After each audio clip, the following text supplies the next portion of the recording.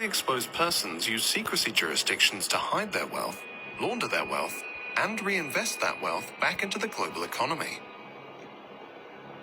A large part of the international financial system and many of the major financial secrecy jurisdictions are controlled and regulated by Western interests. Imran Khan frequently spoke out against money laundering and offshore financial centers. His government challenged Western institutions and governments to return and reveal dirty money and undeclared assets of Pakistani origin, pursued an independent foreign policy, and angered the US by refusing to host CIA sites on Pakistani soil.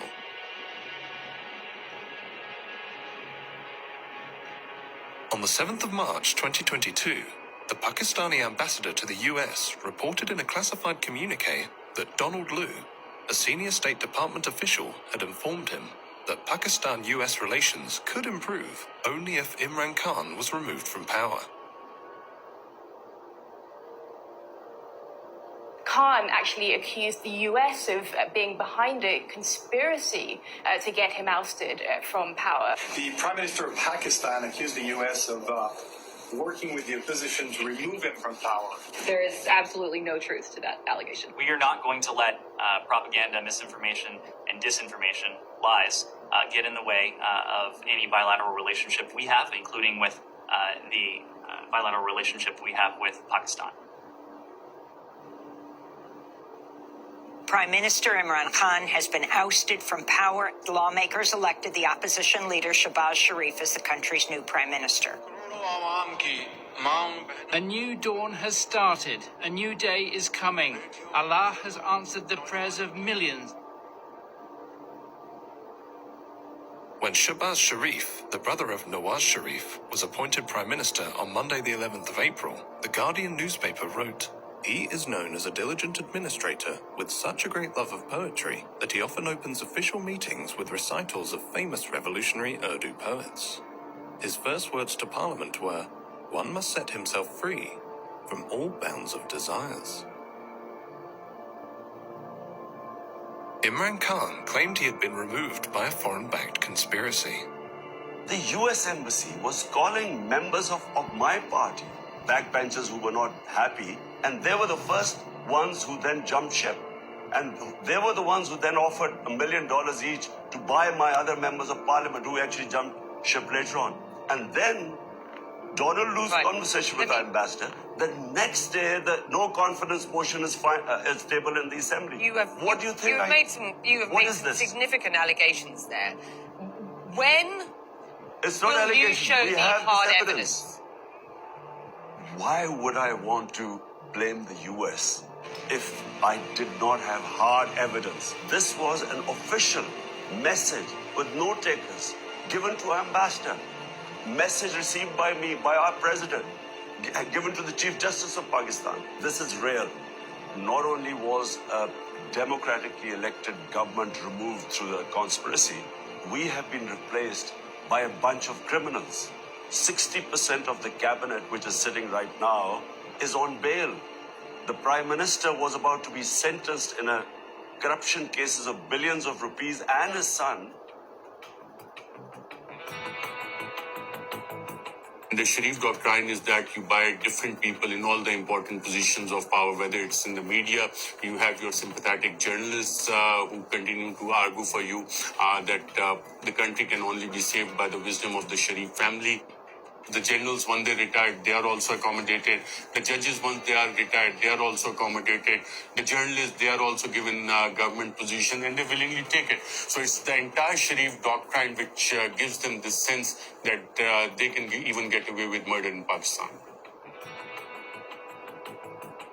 Nawaz Sharif has learned that even though if you are out of power, if you manage to gain time, and if you manage to delay the cases in the courts of law, and once you come back into power, you can manage to get a clean sheet. So I think this time also the same strategy is being followed by the Sharif family. I think those in power, they think that they can get away with the crimes they have done.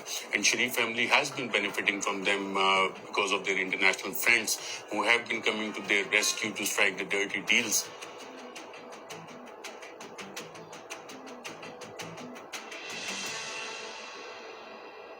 Someone once said, that to accumulate wealth beyond one's wildest dreams, one must be close to the individuals who make the rules and who enforce those rules.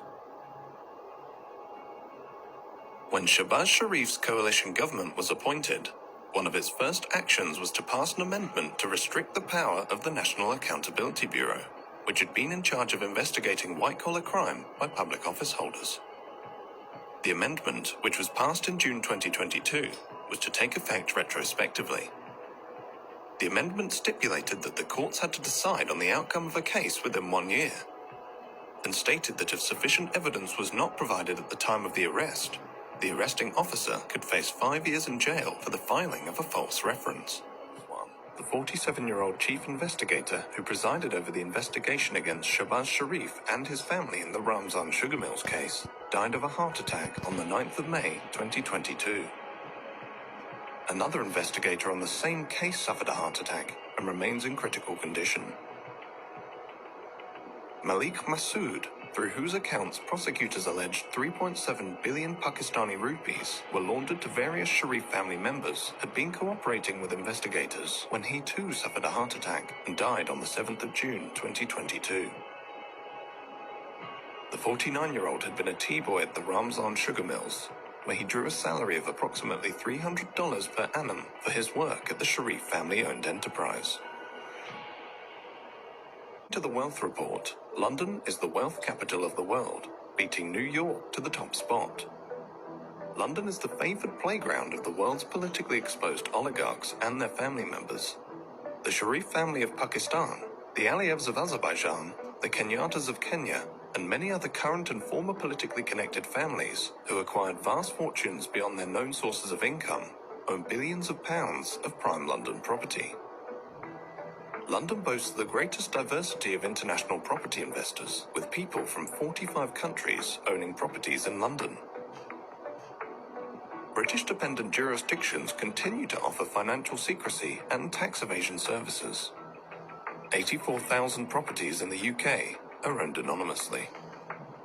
The UK government has made repeated promises to crack down on dirty money, but on each occasion, the government has failed to implement the promised legislation or watered down the legislation so as to make it ineffective.